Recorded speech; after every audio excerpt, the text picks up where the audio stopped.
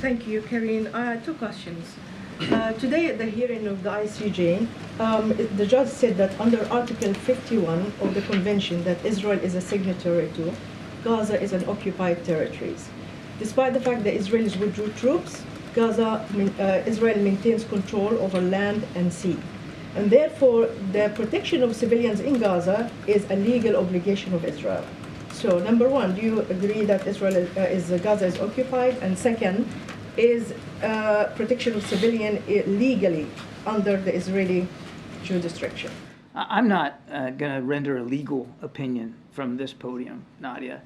We have said repeatedly that we believe these allegations, this case, is unfounded, and that there's no basis for accusations of genocide against Israel. That's not a word that ought to be thrown around lightly, and we certainly don't believe that it applies here. Now, to the question about civilians, again, I'm not an international lawyer. I'm not going to pretend to be, but we have since the beginning talked to our Israeli counterparts about the special burdens that modern militaries, particularly modern democratic militaries, have when they conduct military operations to protect innocent civilians and to protect civilian infrastructure. Those conversations continue, including on Secretary Blinken's trip.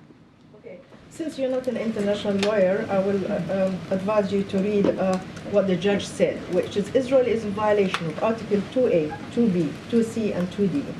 He said that the bombing campaign in Gaza is the heaviest in the history of modern warfare, including what the Russians doing in Ukraine.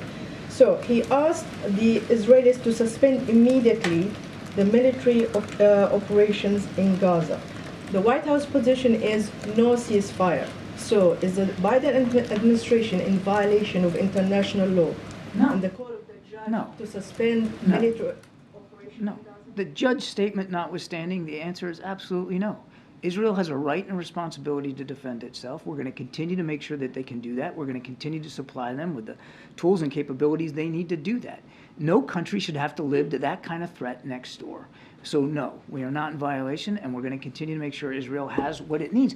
I'll add one more point. We're going to also continue to make sure that humanitarian assistance can get to the people of Gaza, that Israel conducts its operations in the most precise, careful, deliberate way possible so that they can minimize civilian casualties. Will you change your position if the final ruling is actually the I'm not going to get into hypotheticals from here. We have made our position clear.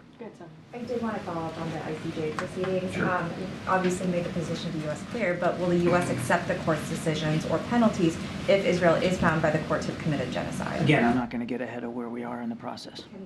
Can Israel count on the U.S. to block any potential sanctions that are levied by the court should it come to that? I'm just not going to hypothesize or get ahead of the process here. We've made clear our view on this particular case, and we've made clear our view on supporting Israel as they defend themselves.